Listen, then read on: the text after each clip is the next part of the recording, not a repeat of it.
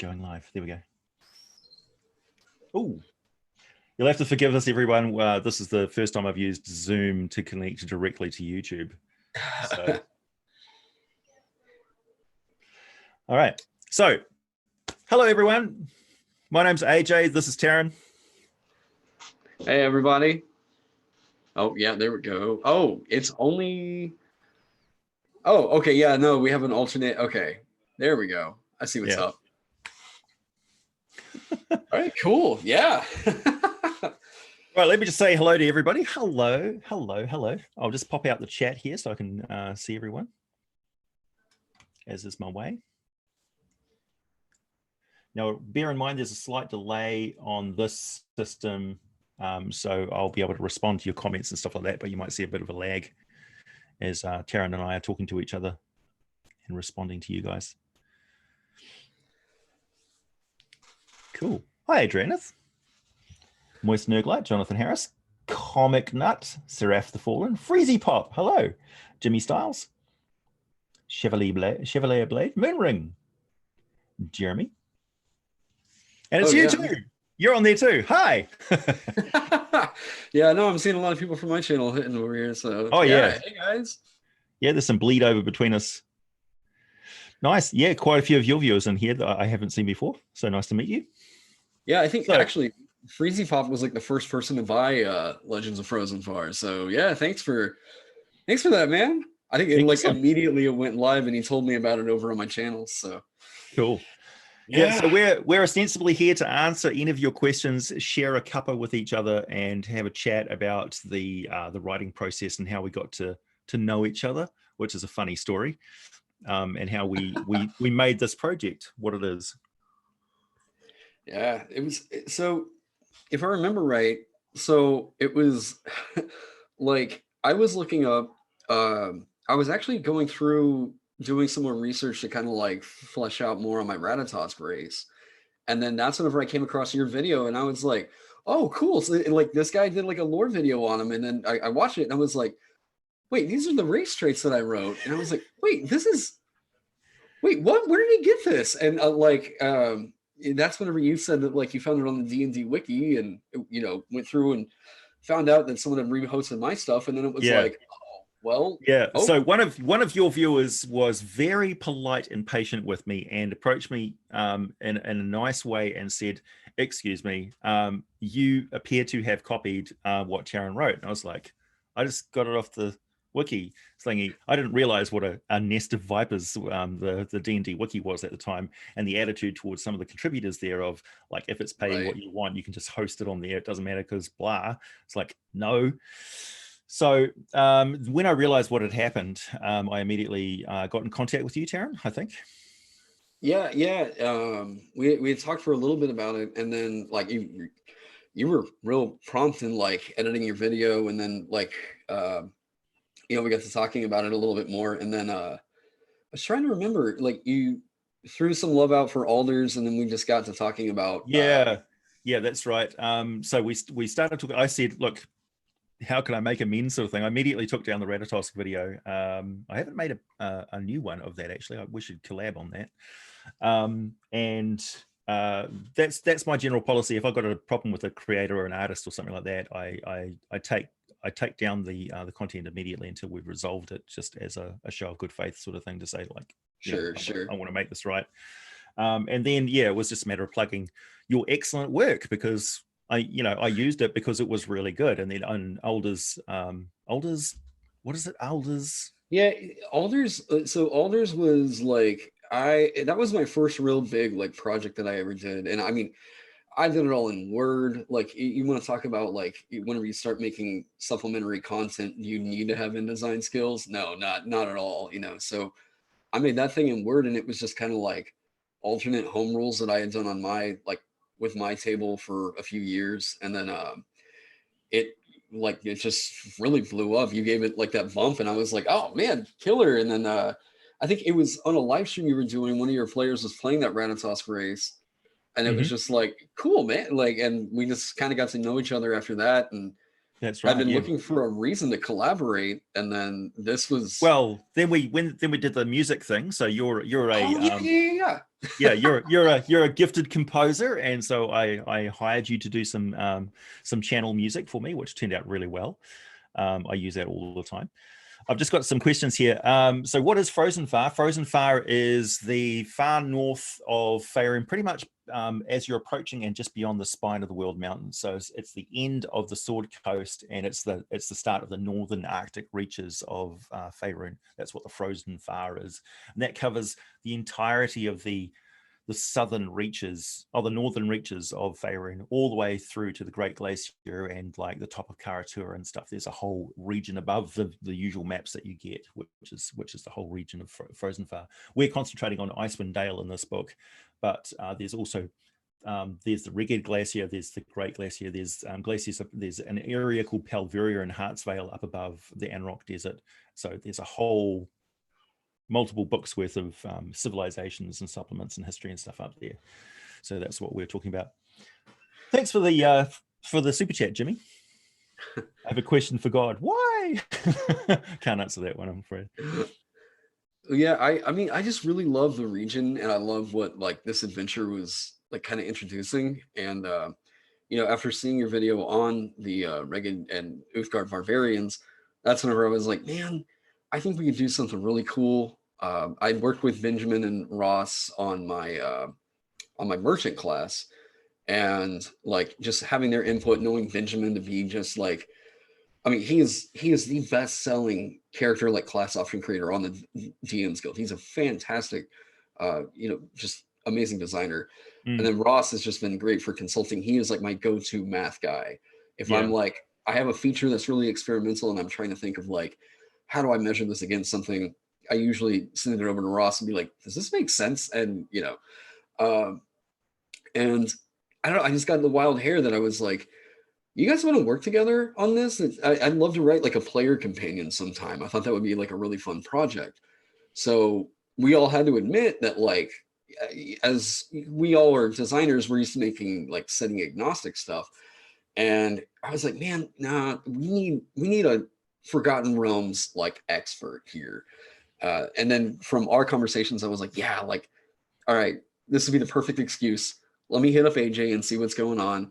And then you were like, just kicked down the door. And was like, kicked all that. I was like, yes, absolutely. Yeah. Because I've been like I've been working with Took Games on their Icewind Dale sort of Dark Alliance video game thing, which was originally just called the Companions of the Hall. It's all about, R.A. Salvatore's Legacy of the Crystal Shard and like Kreen Shinabon and the Crystal Tirith Towers and stuff, and the invasion of 10 towns. That's what that's all sort of focused on. So I did a lot of research on the region because they wanted to consult with me to get their lore of Forgotten Realms right, because they knew how to make a video game and they knew how to make a combat and visually quite spectacular game. I've seen we've seen sort of previews of it, and it's looking like a very visual, sumptuous sort of feast of a game. And it's definitely a sit down on the couch and beat the crap out of things with your mates with some beer and pretzel sort of game. It's not highly intellectual, but there's elements of lore and stuff that was built into it that I had a heavy hand in consulting and helping with the writing of. There is a lead writer there that did all the work, but I was sort of answering questions and things like that, like architectural styles. What does Goblin sound like? So, there's not a lot of information on what Goblin dialect actually sounds like on Faerun, but if you go to Eberron, there's a lot more information on the Goblin dialects in Eberron. So Keith Baker kind of expanded on Goblinese, Googliac, their language. And then, so essentially, if you want to use the Googliac from Eberron and then dumb it down and turn it into a sort of more basic version, that's what the goblins of Forgotten Realms speak. Right. Well, shit like that, Yeah, well, they're like more civilized. Like, I mean, like in the small bits of Eberron I've really read, it's like, goblins. I like the idea of. I just like settings whenever goblins are treated with a little bit more of like. Yeah, well, the continent was theirs. Their prehistory of Corvair is that that was the goblins' continent, so they controlled it. So there's all these monuments to like hobgoblin kings and empires and stuff that the humans have been fighting around and stealing stones from. So it's kind of interesting that that's their prehistory. So the goblins would have like a indigenous displaced element to their cultures, where they've got a bit of resentment towards the humans and elves and dwarves and stuff for stealing their land. Same sort of thing with Frozenfar. You've got the ice hunters, the Ulutiyu, who are based on the Inuit culture, more so than a lot of other, like you can see a lot of parallels between different cultures and ethnicities in the different groups around Forgotten Realms. But when you get into the ice hunters and the humans that lived there before the Rigid barbarians showed up, the Luskins, essentially the Northmen of the sea who showed up and stayed, they displaced them back to the glaciers and things like that. And obviously the ice hunters didn't really want to have anything to do with these 7-foot tall roving barbarians with powers and giant blood. So they sort of went, we're just going to stay on the glacier, and that's our territory, and we live there. We take our share of the elk and stuff like that, and the barbarians can have the plains, the tundras, and that's pretty much the way it was. So there's been a long-standing taboo with the Rigid barbarians that they do not go out onto the sea of moving ice, because not only is it extremely dangerous, but it's also the sovereign territory of the Ulutiyu. And the Tears and other creatures that live out there. So that's one thing, and we didn't include that in the book because it's probably not going to be included in Rime of the Frost Maiden either, because they're just not that present in the Icewind Dale region. But certainly you could spin a character that is from that culture. Just do it with a modicum of respect to the fact that it's very, very, like if you look at this book on the Great Glacier, which I've got somewhere behind me, which was published a long time ago, it's very much Inuit culture, using the words and stuff for items and like their weapons and things like that they had. So, these days it's there's a lot more sensitivity to that sort of thing. Yeah. Well, and it was also like we wanted to make sure that this felt like a player companion. Like, there's a lot of stuff that DMs can get out of this, but we were talking several times where I was like, not just thinking, hey AJ, what lore is appropriate, but also like, what lore would the players reasonably have access to, where we're not really encroaching on what the adventure is gonna possibly like propose as a secret, like what the character shouldn't know at this point. And that was that's always a really interesting thing with like the different types of products is like, you think about this kind of like from a player companion thing, and I think it would be helpful to know like what flora is around here. And I generally thought, what is going to be common knowledge in like, if I walk into Bryn Shander and I am there for like 1 week, what am I going to pick up off of the people that are around there? And I would, say, you would know what the 10 towns are all about. So, hey, how hard is it for me to get to a blacksmith? Where one's going to be. How, like, can I get a town map or can I get a regional map of Frozenfar or the 10 towns? Probably, like, so it was stuff that I wanted to put in here that was like, most of the cut content was just stuff that we may have had ideas for, but some of it got cut because I didn't necessarily feel like it would be appropriate to put in a player-centric companion kind of thing. I liked your you guys coming at it with like, we don't just want to have everything ice and snow, like every character class ice and snow themed, and I was like, thank you. That's great.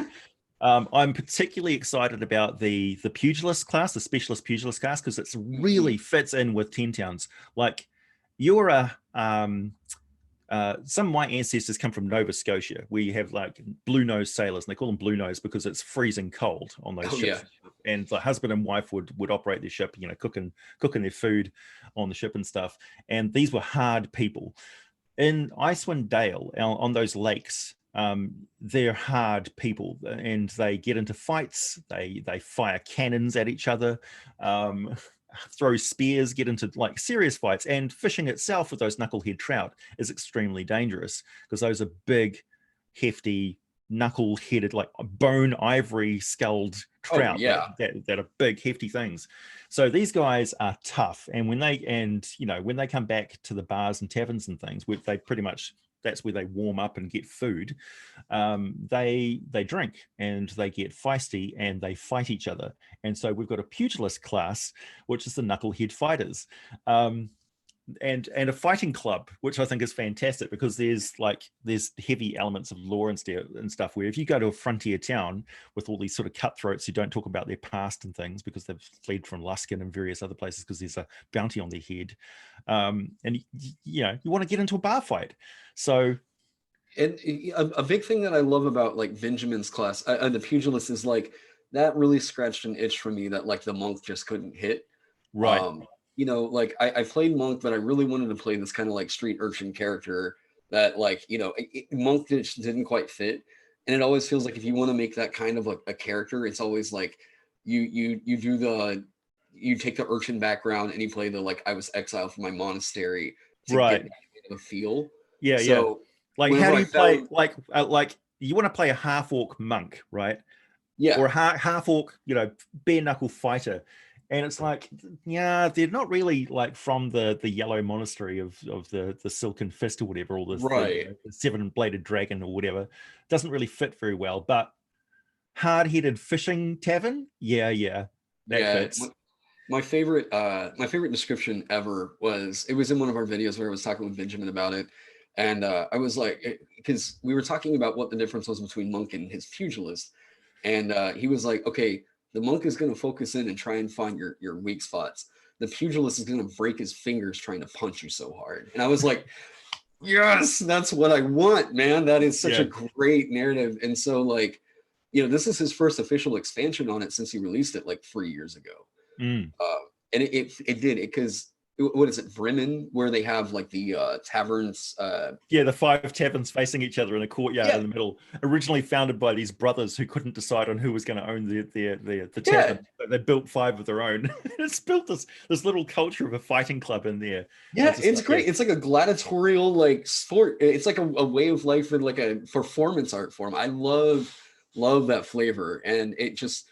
Whenever we were talking about what subclasses are we going to break up into this, and we got to like, okay, we want to make one for every single one, but then monk we just couldn't quite pin down. It just didn't fit. Like R.A. Salvatore is dealing with Wolfgar's sort of descent into dropping off the path of the heroic destiny sort of thing. He got into lots of fights. He was a bar brawling bar security guy, and quite a lot of those is the book's content was these big fights and the stuff that he got into. The other class that I wanted to talk about, I'm just going to say thank you, Robert, and thank you, Justin, for the super chats. I can see the Greed Dragon. The Greed Dragon is back in display. Got a white dragon here sneaking out. The Trailblazer class is another one that I'm particularly interested in playing personally, because I love the idea of like a character that is a standalone character that can operate by themselves, or they can be a wilderness guide and stuff, which I think the Ranger really is best suited for. I mean, Rangers are originally based on Aragorn. It's directly based on Aragorn from Lord of the Rings. Right. That was the direct inspiration from him. Aragorn he's out in the wilds. He's avoiding his destiny and lives in the wild, and he leads the halflings safely through, the forest sort of thing. The Trailblazer is not only a consummate wilderness guide, but he's also a support class, much like the Warlord from 4th edition. Right. And I love that because I really liked playing Warlords and I really missed them. It like getting across that kind of a tactician character in like 5e is like that archetype is a little hard to pin down. You can look at like possibly Mastermind Rogue, you can look at Battle Master Fighter, to get something like that across. But like this Trailblazer kind of got to the heart, I think, of really what the Ranger is supposed to be, because we mentioned this a few times where like I'll talk to them about we're making a different subclass, and it's like, think about the Ranger in 5e, and can you make Driz Do'Urden? Can you make Aragorn? It's like, well, not quite, because the Ranger suddenly is Spellcaster. Right. And it's kind of off archetype. So like a lot of us have been trying to concept, okay, yes, they've talked about doing variant features for the ranger, but like, how can we root it more into this kind of a wilderness survivalist, you know? And Ross is just Ross killed it. Oh yeah, It it not only feels like a tactician, but it definitely gets across that wilderness survival guide that still has the combat effectiveness. yeah. Uh, it's just yeah, he's Ross is great with experimental mechanics and like I mean he made large size companion classes really work out really well in this one too. That Mm. Thunder Beast is like I'm really super proud of all that stuff. Yeah, yeah. The idea of like a barbarian cavalier, you know, that Mhm. comes charging in on a woolly rhino or something like that, or like a feathered T-Rex that lives in, you know, this thing is like, where did this thing come from? It's like, oh, they Right. actually do live in the north. There's lore to support and stuff that there's these secretive thunder beasts that still live there, and they're not dinosaurs. You know, they're a different type of creature that Right. evolved, that was sort of developed. They crawled out of the sea pretty much fully developed, you know, because of the experimentations of the aboliths and things like that. Long story, but you know, there are these monstrous beasts and stuff in the frozen far. Like, you know, you can encounter wampa and stuff like that sort of thing, or tauntauns, you know. Right. It's uncharted. Like the spine of the world mountains are largely uncharted, and the giants don't sort of share information on that. And a lot of those, like the Tears and other people who live there, Verbeeg and stuff, they sort of stick to themselves and don't really feel a need to come south. Yeah. And they're raiding and stuff, so there's not a lot of exchange of information. And exploring past the spine of the world mountains is extremely dangerous, because it's Yeah. like it's off the charts environmental hazards. Not only that, but of course the mountains are choked with white dragons and behir and traps and pitfalls and orcs, lots and lots of orcs who live there as well, because the savage orcs of the spine of the world mountains are the original grey orcs, and they are not nomadic. They live in set territories and stuff, like, so that you've got the kingdom of Obold Many Arrows, which is still kicking along. So, you know, it's dangerous. Well, and the cool thing about the Thunder Beast is that like Ross created it to where you have this stat block, and the stat block can apply to so many different things. Yeah. It's like, do you want to be like, it doesn't just have to be because really the inspiration did come from the Thunder Beast tribe, but then we started like whenever I really started doing like just kind of my side research, and we found out like, oh no, because there were the black, is it the Black Ravens? Remind me, Black Raven tribe that rides like giant flying Giant ravens. ravens. Yeah, I Yeah, was big. like, They ride big giant black ravens. Yeah, it's pretty yeah. cool. So I was like, all right, is there a way that we can possibly make that to where like we consider this just to be a spirit, like a totem, not quite. It's kind of hard to say totem because we already have a totem barbarian, but like a spirit animal kind of a class, and that's really Mhm. what the Thunder Beast got across. But it was like Thunder Beast was just too cool of a name for us to kick to the curb. Yeah. So, but yeah. Yeah, Oh, hey, so Steve F. it's not only a class which is good out on the open steppes and things where you're dealing with groups of goblins and things like that. It's also an adventuring class that can go into dungeons and just be as effective as anything else. Yeah, that's so the big irk with like Beastmaster is that Beastmaster at later levels, it like they felt like they had to just make an average ranger and an average beast. Hmm. And then you just wind up with these two characters that can't really keep up with the rest of the party. Right. Ross intentionally designed this to where if you are ever apart from the Thunder Beast, you still have features. You Hmm. still have things you can do, like, and that's really where it needed to go. It didn't just need to be like you have a companion, and while you have that companion, you have these features. And if Yeah. you lose it, you're like, what are you going to do? Yeah. Like, So it's more like a familiar. It's a big giant familiar. yeah. Hmm. And they learned that, and that's why you saw with like Cavalier, they didn't tie the Cavalier into as long as you have a horse, you have these features. It's Right. like you have Yeah. certain bonuses while you're mounted, but it's yeah. So we've learned a lot about companion classes ever since the Beastmaster, and uh, yeah, yeah, Yeah, there were a lot of restrictions originally on playing a cavalier. Like you had to roll just the right stats and stuff like that, and you could lose you lose your horse, or you have to have like retainers and what do you call it? The guys who work with the knights, Oh, pages? pages, No, squires. pages. Squires, yeah, you had squires and Squires, stuff like that you were working with. So there's a lot more companion classes, NPCs that worked with your adventurers back in the day. You know, you had retainers, hirelings, who would essentially carry the treasure for you and stuff like that, and tend to the horses when you were off gallivanting around ruins and stuff. So yeah. right. I was gonna say, let's take a look at chat real quick and see if there were any like uh It sounds like everyone in 10 Towns has skin made entirely out of scar tissue. Yeah, you're not far wrong. Yeah, so there's there's a lot of interesting stuff in, like, I've seen the page of the table of contents for Rime of the Frost Maiden, and some of the monsters and stuff in there. Like, we've got the ice kobolds, which are taking getting a revamp. All of the stuff is based on earlier stuff that's been around. A lot of the content there is based on Legacy of the Crystal Shard, which was around when they were first developing 5th edition. I think that came out. yeah, So, I think the copyright date on that was like 2014. yeah, so there's a lot of conversion from 3.5 and 4th edition to the new D&D Next, where they hadn't even started calling it 5th edition yet. Although trying to avoid calling it 5th edition, which was futile. So that's good, and that was packed with a lot of lore, including like black ice from, or the ice which is the remnant from Crystal Tirith. So like ice that you can forge into weapons and equipment and stuff, but it's tainted with evil.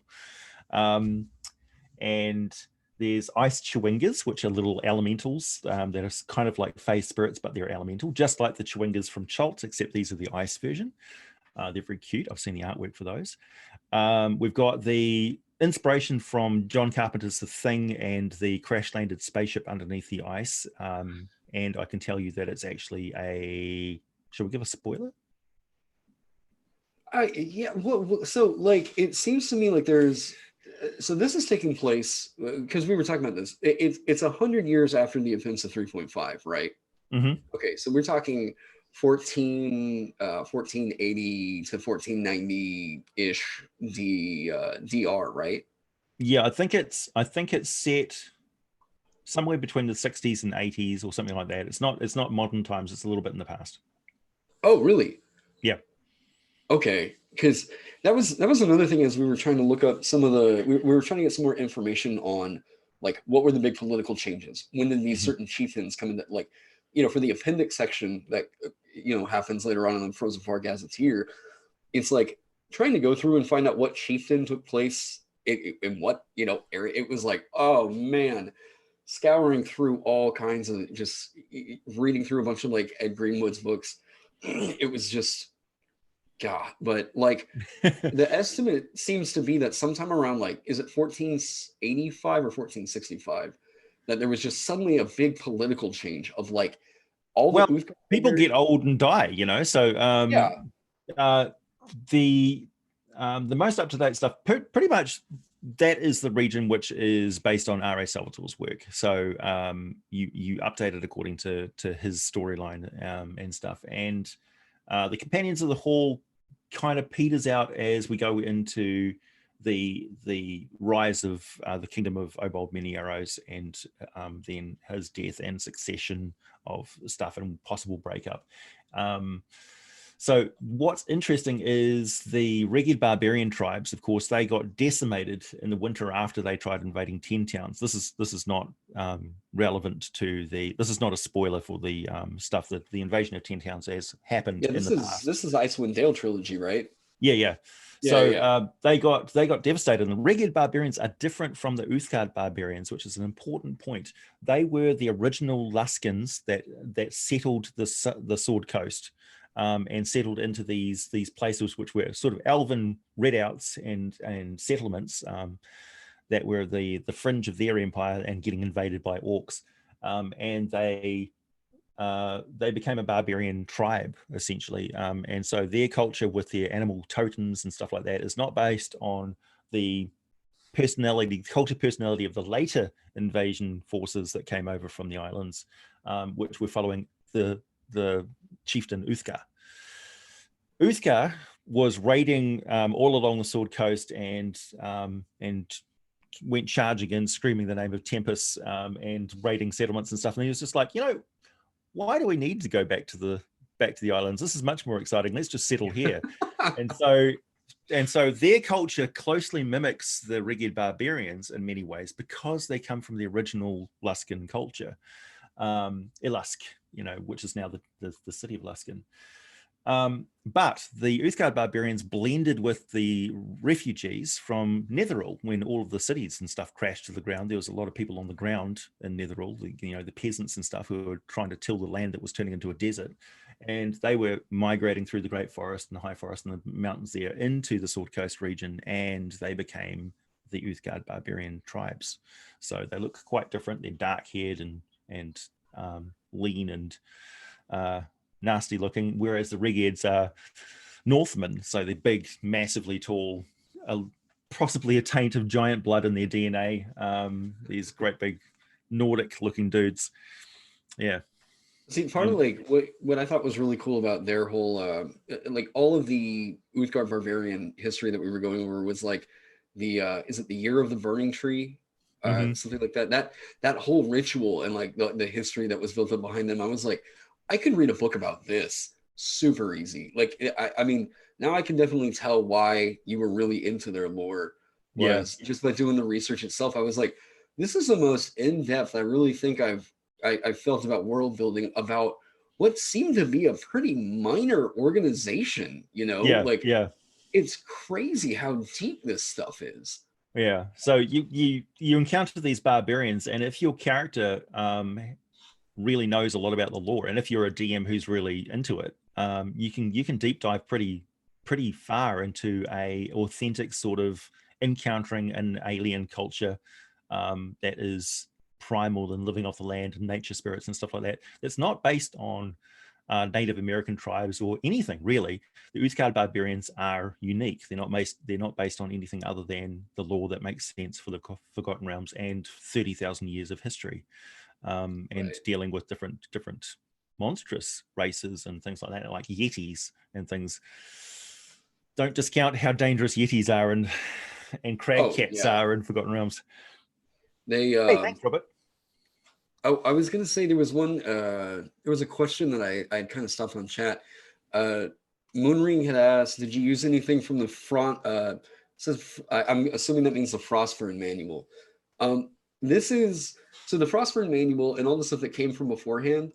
That specifically is talking about like how do you roll up like encounters in the Arctic? What are some Arctic survival rules?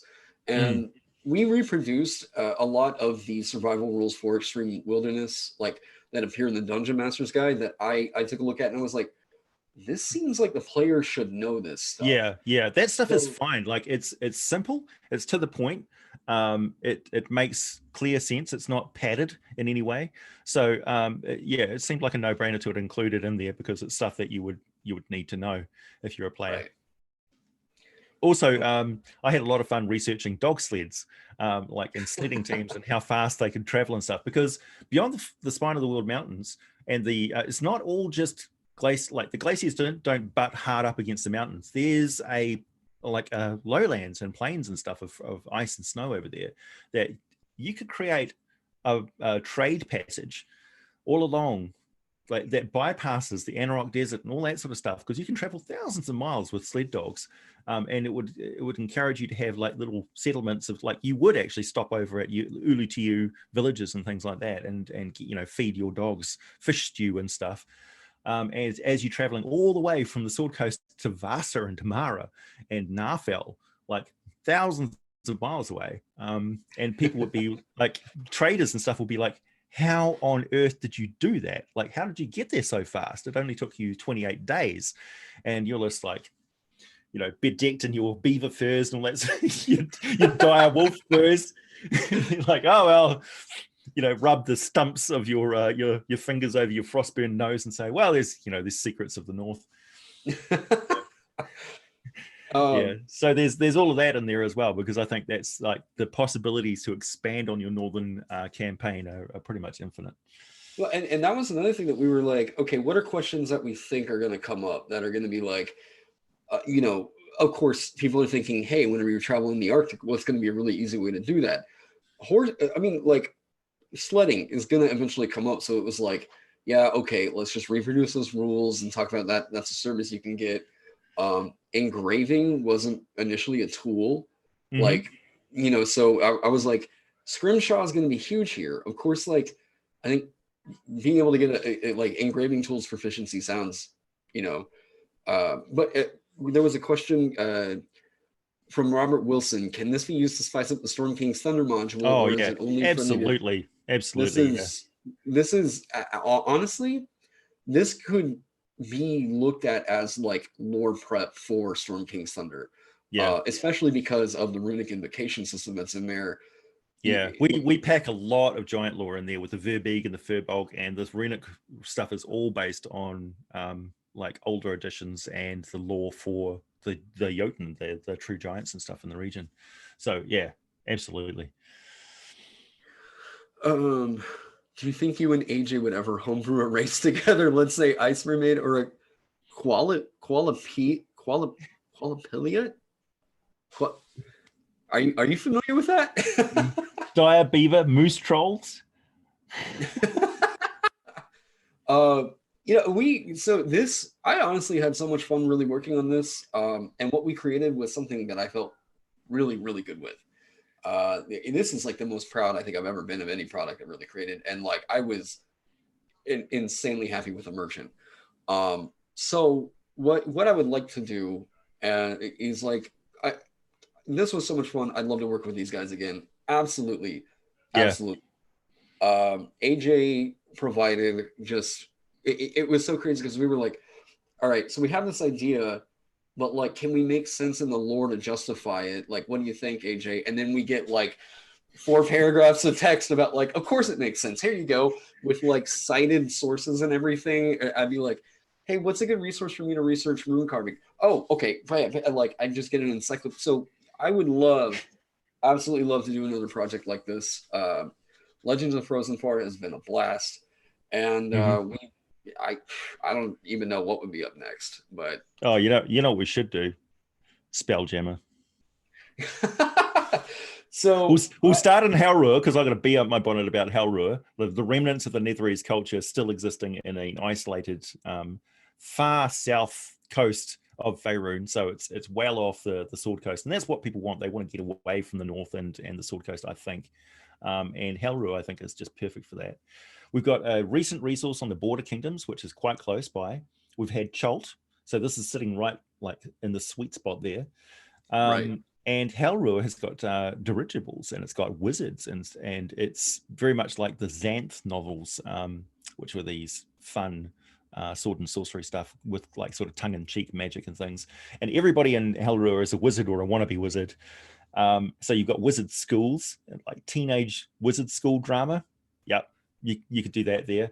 Plus spell jamming. That would seem to be a natural place where you could introduce, like, these guys go out into space. They go to the Astromundi cluster. They go to Grey Space. They go to various other world settings and actually do trade with them and things like that. So we've thrown around ideas because this was already fun, and we were like, man, it would be super fun to do another one. We're still kind of basking in like the recent release and it being like this pretty runaway success. So we're all just kind of waiting for all that to formulate. But I think eventually what I would love to do is definitely like the DM's Guild has these kind of odd policies whenever it comes to what settings you can really create for. Oh, right. Yeah. So for those of you not aware, Taron's giving me a soft no. I'm okay with this. But I love the idea.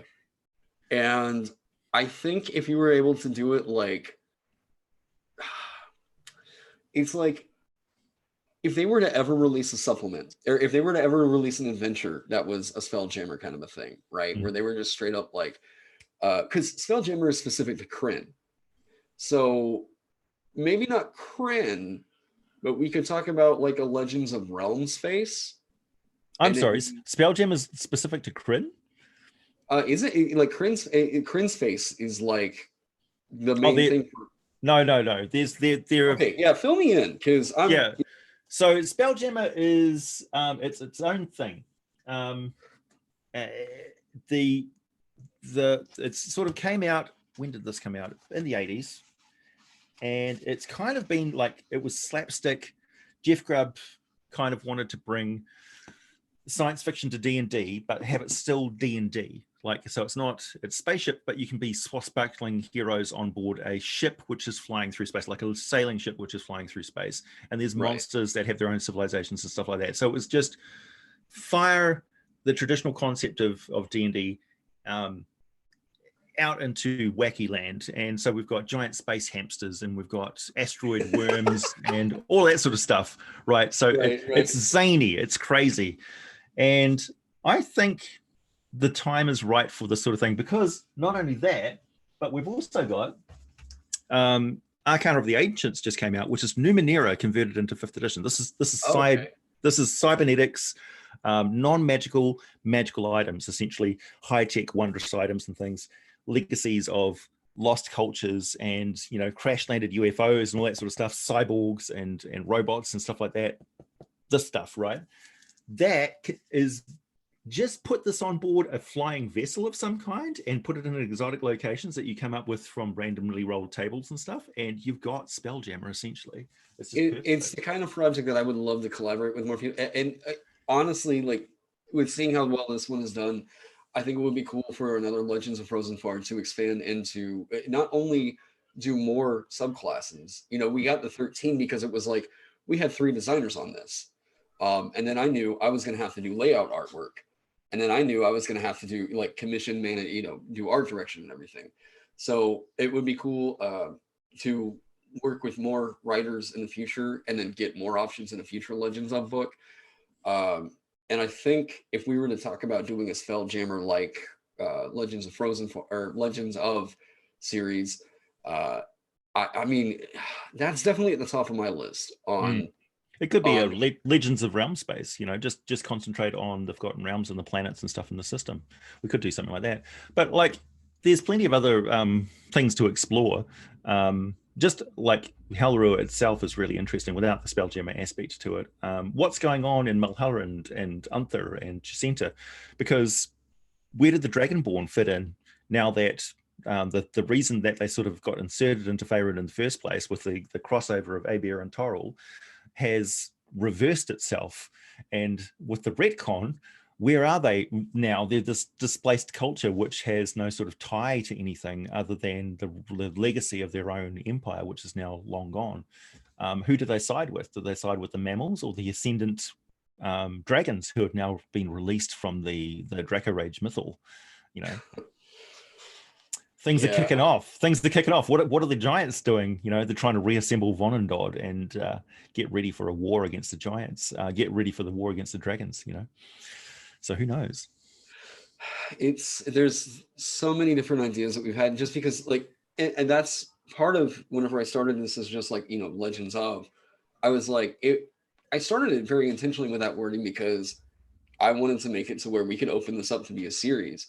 Yeah. And because of how it's being perceived now, I'm like, all right, we're planning the series. We got to do something. So I'm down. Let's get weird with it. Yeah. There's also the Sea of Fallen Stars. Like, you could be legendary pirates of the Sea of Fallen Stars, or part of the merchant navy of Sembia or Cormyr. Yeah. I think it was. I remember seeing a Twitter thread the other day about sisters. What's the sister planet to Toril? Is Abir? Abir, yeah. Yeah. About how, like, you go look at Abir and it feels like it feels so completely removed from like Faerun, like the Forgotten Realms that you're used to, where like elves are basically unheard of, and like it just seeing stuff like that, and I'm like, oh man, let's explore other planets. This sounds super so cool. Abir is really interesting if you want to take a world which is not ruled over by the gods. It's ruled over by primordials, so it's nature spirits and elementals and things like that, and demon lords and things, you know, get an edge in it as well. So it's a totally different top-down view of the cosmology of that particular planet. And how it plays out on, you know, and also the dragons and stuff there were not subject to the Dragon Rage mythal. So they're more like Ebron, where they can have ascendant rule over humanoid populations and stuff, because back in the prehistory, before the Dragon Rage mythal, dragons were ruling kingdoms. They were literally the head of state, and they had an elven nation underneath them. So they were building castles to house the dragons, essentially. So it's very interesting. Robert, good question. That reminds me, AJ, do you have anything special planned for a lore video on the Spelljammer spaceship? Yes, I'm getting around to it. The Spelljammer is Spelljammer is named Spelljammer after the Spelljammer. So it's like the ship of the ancients from Stargate Atlantis. Yeah. What was it? Stargate Universe. Man, I quite like that series. Like, I know that there's always been a lot of like fan love for Spelljammer, but it seems like here recently, like the resurgence is getting like it seems like people are really thirsty for some Spelljammer right now. Yeah. They're just like, come on, man. You're giving us Magic the Gathering stuff, but we've already got a plane hopping, planet exploring, Star Trek type thing. Like, we've got Planescape is like Stargate, SG1. You know, you step through a gate and you're on a different plane of existence. That's pretty cool. Spelljammer is Star Trek D&D, where you go from planet to planet using these strange spaceship rules. The strange hyperspace of the phlogiston, which is literally a rainbow sea going from A to B, extreme speed. And you can encounter gravity wells and asteroids which are actually condensed undead lying in a dormant state because they've just been clinging onto each other with nothing better to do for 1,000 years until a ship comes by, all this sort of stuff. And there's Neogi slavers and humans who are allied with illithid mind flayers, that sort of thing. It's great. It really, I think it also adds this new element where I love doing wilderness survival. And that is one of the things about like travel that I really love running at my tables. And so, in like Legends of Frozenfar, that's why I included the whole section on foraging, on fishing and whatever. Mm-hmm. But like whenever thinking about that in terms of a Spelljammer like setting where like, how do you run a black hole? What do you like? I would love in not just environmental encounters, but like cosmic encounters. Yeah. Like, oh, that sounds so cool. Oh, yeah. So we've got the Neverwinter game, which is coming out soon, and we've got obviously a very famous Nautiloid vessel which is hopping between planes of existence like a mode of travel. And we've got the Gith in Mordenkainen's Tome of Foes, and we've got the Gith Yankee and Gith Sarai. So it's like you're throwing us these tidbits, these bones of Spelljammer. Yeah.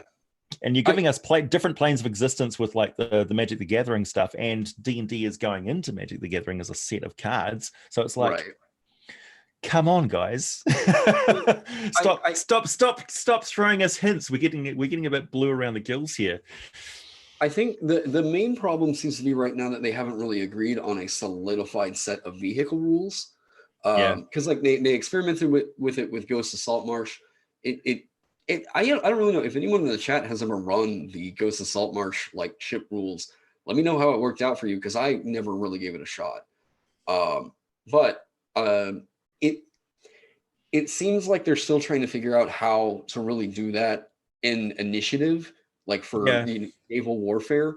The thing I didn't really like about the Spelljammer original rules, and some lore hounds are going to be very angry with me about this, is it's too complicated. They're too complicated. Like the ship speeds and maneuverability and all that sort of stuff needs to be streamlined a bit, I think. Yeah. We don't want to do calculations of how fast a asteroid is orbiting around, blah blah blah. Right. And in Spelljammer itself, you can skip a lot of that. They just give you full license to just like, if you don't need it there, don't use it, sort of thing. But essentially, a ship is a flying platform. The Spelljammer is run by whatever method is an expendable resource, whether that's the wizard or the cleric who's running the ship and who's constantly expending their magical power. So that's covered with spell rules. That's your fuel sources, basically, the character class abilities. And then it's just a matter of size and capability of that ship and how fast it can go at slow speed. Because when it speeds up and starts to take off away from massive objects, forget about it. Then it's the speed of plot. How fast does it get there? As fast as it needs to. You don't even worry about transit times. It's just like you're going to get to the planet unless something interrupts you. Because nobody needs to worry. Nobody needs to do the calculus of road trips. It's only interesting when things stop you or get in your way, you know, Right. and use up your resources and threaten the ability for you to even get there. That's the thing. You may need to divert to some port of call that was not on the cards. You know, that you're stopping off at Hotel California or Frankenfurter's mansion on an asteroid. That's Right. literally Right. what those space encounters are for.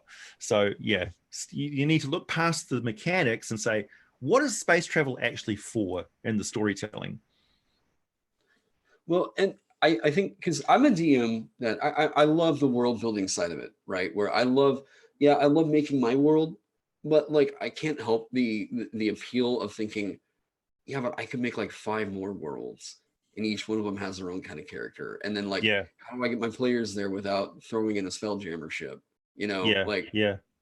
Well, so I you can put like an astro. Oh, thanks for the super chat, Adriana. Space Wolfies and a Moonrock of Doom. Yeah, I mean, you could have an asteroid which has literally got a portal on it that leads back to Faerun, and it's got an old defunct Spelljammer vessel docked there, but it's unfortunately, you know, full of werewolves who are constantly under the light of a shining moon. You know, you can include it temporarily, like the players could say, okay, are we going to get back home because we have to wait for this this portal to recharge with lunar energy, meanwhile we're right, surrounded by werewolves, or do we try and fix a spelljammer ship and get home that way because we've got shit to do, or right, on the way back do we keep getting diverted and have this little spelljammer interlude as we're trying to get back and do our mission, you know, and you yeah. discover more about the greater universe that the world of Faerun is in, you know. So you can take it or leave it. I was going to answer this question. It was from Ahmad Yesin. Sorry if I'm mispronouncing your name. Why didn't you give at least a few examples of draconian and celestial runes? Just giant is kind of a missed opportunity. So about the runic invocation system, um, I guess this is as good as time as any to kind of announce this. Ross and I are working on a full invoker class. Yeah. The system. So I took a shot with this one, and I got really ambitious on runic invocation, and I thought that mechanic was like, I just don't really think that they had executed it quite to what it was in older editions. Mm. So I did a lot of research in how it was executed with previous editions and adapted it into 5e. And all the runes that appear in there have been in some way or another represented in either a previous edition or in 5th edition. And they've just been interpreted into this system. Why didn't I include the other runic languages? Because this was a peak.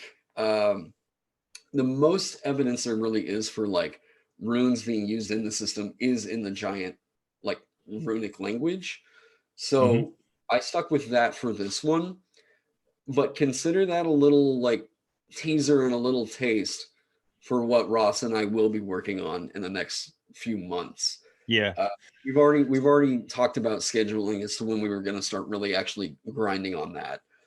But yes, this is a peek into what the full invoker will eventually be. So, or your full rune caster, if you want to think about it that way.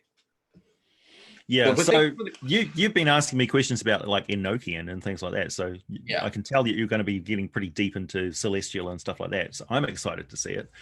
Draconic's another thing entirely because these are different. These are different. Like rune magic has been around for a very, very long time. It's ancient arcane lore, and it's kind of divine as well. It sort of crosses the streams a little bit. So the like, are you looking at it from a human-centric perspective, or like a modern sort of civilization, the civilization type people who are investigating ancient runes used by different groups? Because then it's mostly giant, because that's Right. where most of it has come from. And like with portal magic, it's tied in with the setting as well, because that comes through the Yuan-Ti and the Serac. amphibians. No, Yeah. the Batraki. Batraki is Yeah. where most of the portal stuff comes from. That's where like the if you go to Mulhurand and Unther and the Endless Wastes and all that sort of stuff, and Thay, that's where you see some really ancient portals and stuff like that. At a certain point, some of the cultures developed the ability to move portals from A to B. So they could actually take a portal and stick it in somebody's castle without them, like, so you can imagine how devastating that would be to the political landscape of somewhere. So Harpers and all those sort of like wizard academies and stuff mobilized and went, clamped down that sort of stuff straight away. So a lot of lore gets hidden away. Draconic runes and things like that may be so powerful and like cosmic in scope that they get hidden away, amongst other things. They get subsumed into elven culture. So the draconic runes become elven, the basis of elven magic, and that becomes something else.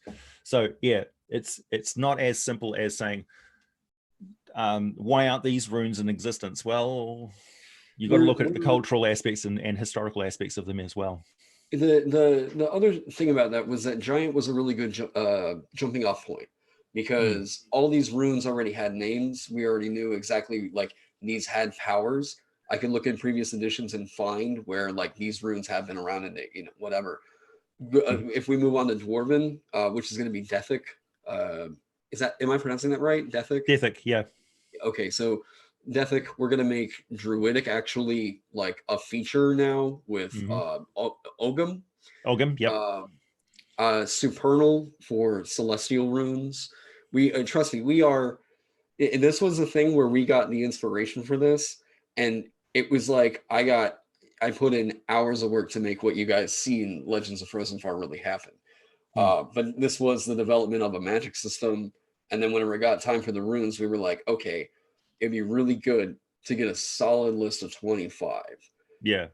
So you could have 6 giant runes and 6 draconic runes and 6 celestial runes and stuff like that, but it wouldn't, like, this way we've got something which is a complete system that you can put in that's specific to that region that we were focusing on. Right. So if you found some ruins and things like that, or like a rock and picked it up and had some strange glyphs on it, it makes sense that it would be giant runes. And I hopefully in this supplement, for those of you that are interested in doing so, if you want to involve runes on your table from different languages, it should be pretty easy to pick this up and look at like the system. And if you want to make one for like what's a great Dethic character that we're gonna Dethic word that's gonna be this rune of power, what can we do for that? So the skeleton is there for you guys to get creative with it and do kind of what you would want to do. Hopefully you guys kind of pick up on the through line of what all's happening with, like, subjective influence. What can it actually be carved onto, being similar to material components? Like that. It was a lot of fun to write. But yeah, we are like Ross and I are very much looking forward to getting on top of the full Invoker class and getting, like, I mean, God knows how many runes we're going to throw in that thing. But yeah.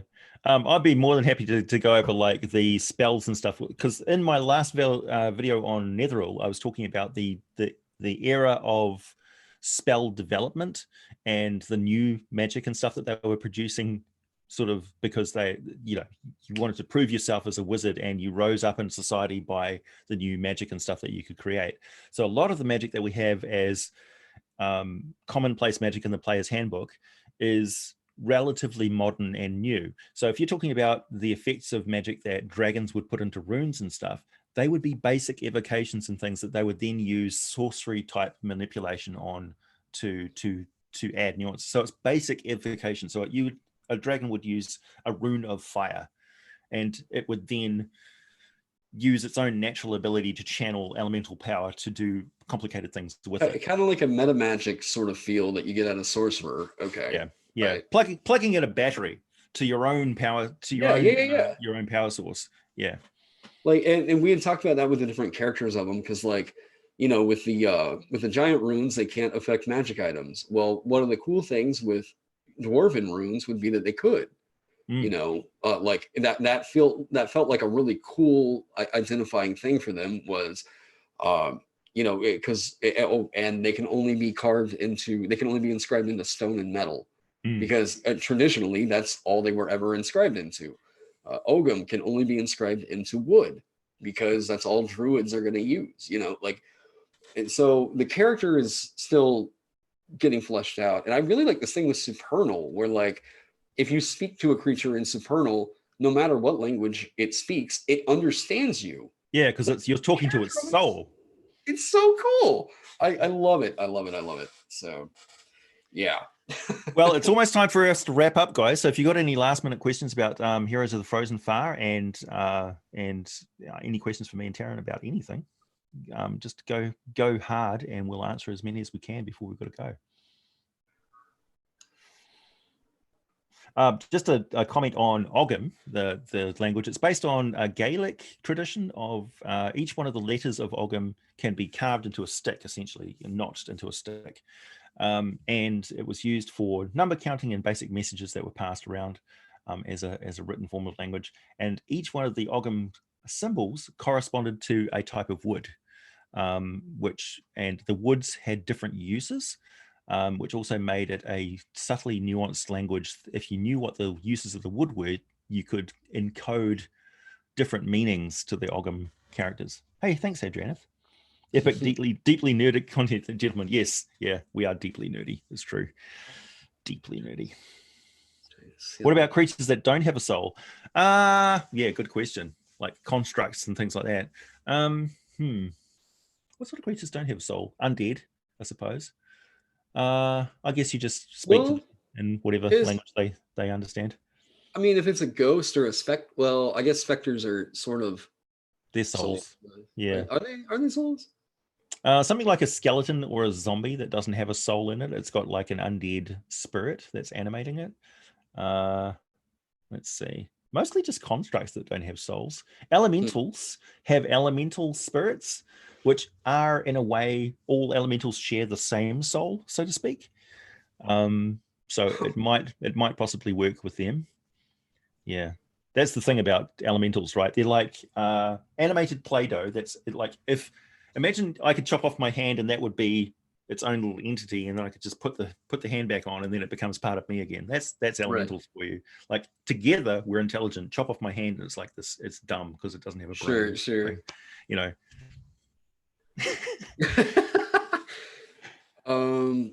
What's your dangerous would an awakened Remores be? Extremely dangerous. Oh dear me. Yeah, very, very dangerous. Eric Wilson, what's the favorite subclass of the 3 that you wrote? So I wrote 4 for this one, actually. I wrote the Paladin with a Sacrifice, and then the 3 runic based subclasses. The Runic Warrior is one that I would really love to play because it just feels like it feels really video gamey to me in a way. Like, in like Legend of Zelda where Link can like fire a beam from his sword. Like I like that kind of a flavor. So like the Runic Warrior being able to get like a force like energy blast, I was like, yeah, that felt and it kind of, because the thematic with runes was like, these are like essential truths and like laws of physics of the universe.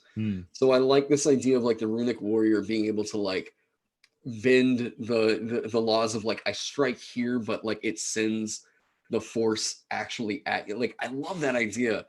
But the Paladin Oath of Sacrifice is, I think, the most removed from any other Paladin subclass I've ever that you're gonna get in a vanilla class or vanilla D&D, because they're actually sacrificing their own current and maximum hit points through their channel divinity to get more into their lay on hands pool. Yeah, I love that. I was like that.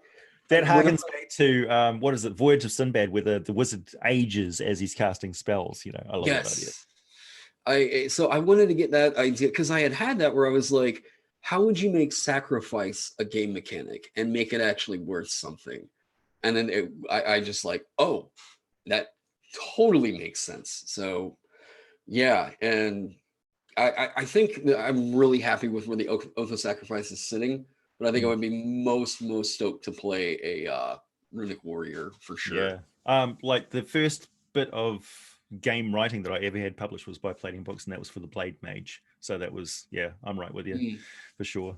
Playing a Jedi, essentially, magic Jedi. Ooh. Freezy Pop asks, which races PC wise could you find in the Frozen Far? I know technically any adventurer can go there, but I mean living in the areas there. So player character wise, Probably not a lot of lizard folk. yeah, Really cold. like Frozen Far wise, it mostly seems, if I'm remembering this right, it's like human, dwarf, and then like some halflings. It's like Yeah. a basically like 80-20, and then like the rest is sort of like other races. Yeah. Yeah, if you want, like, it's not a culture which is extremely accepting of orcs and half orcs. You'd want to go over to Impeltur and Damara and Narfell for if you wanted to have a more orc-centric culture, like interaction, where orcs are kind of accepted as part of the tableau of cosmopolitan life. But in Icewind Dale, not a lot of elven stuff going on there. But you can pretty much find anyone. Like it's I hate to say it, but it's the ideal location to play a bunch of murder hobos who have cut ties with their past because their past would put them in jail, or execute them. Right. Like, so you got ex-pirates and cutthroats from Waterdeep, and people who are escaping debt collectors, like serious debt collectors.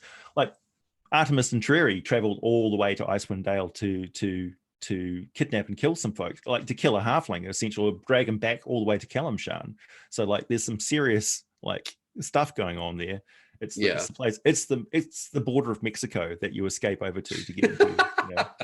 It's that's the way that I kind of sold it to all the people I usually play with was, it's like the place where you go where everybody's got a past and nobody wants to talk about it. Yeah, you could be an awakened stone golem, for instance, named Christabel that lives there, who's like a bouncer who just works in the kitchen, just like, what do you do? I crack oysters and make oyster soup. That's what he does. It's like, what did you do before that? I laid siege to Waterdeep, killed thousands of people, right. No, murder hobo natural prison. Yeah. It's where they go. It's a summer camp for murder hobos. Let me see here. Lysander 99 said, I thought Supernal was the catch-all celestial / infernal language. Like Primordial was the catch-all elemental language. Yeah. So I have done pretty surface level, like diving into like the resources that I've been able to dig up so far, like into Forgotten Realms specific runes, have been a little scarce in how deep they really get. Yeah. Like Supernal, if you go look at the D&D wiki, it just says it was one of the former creator languages, and it doesn't really build much on there. Yeah, you could say if you had a creator god that went, I want there to be a planet which has rocks and water, which are seas, which contain fish. Each one of those words echoes throughout the entirety of time. And runes are tuning forks for those words. And supernal is what those words kind of sounded like without the, trying to utter them and your face exploding. So they're interpretations of creator language. That's a force of will that stretches throughout time, because the gods kind of defined what time was in the first place. They just sort of spoke the prime material plane into existence. So these words channel massive amounts of elemental power. They're the reason why these planes exist, really. So the inner planes are like the churning toolbox of the gods. They used words of creation to create barriers and create the different planes of existence, and to delineate the different alignment planes of the outer planes. But the prime material plane is built on a framework of supernal creator language. Basically, that's the laws of physics. It's got an intelligent motive behind it. And wizards and things like that and ancient cultures were aware of this and built a technology to exploit it. So that's why runes, you just make the rune. It's really hard to make the rune. It's hard to activate the rune, but once it's activated, it's powered up. So it's a battery that's running off God language, Let me see. Yeah, the words of creation from 3.5, exactly. The exalted deeds. Yep. The gods. It is 5 p.m. now. Yeah. exactly. Yeah, Well, it's time for us to hit the road anyway. I've got some other stuff which I'm scheduled to go and do. Oh, right on, right on.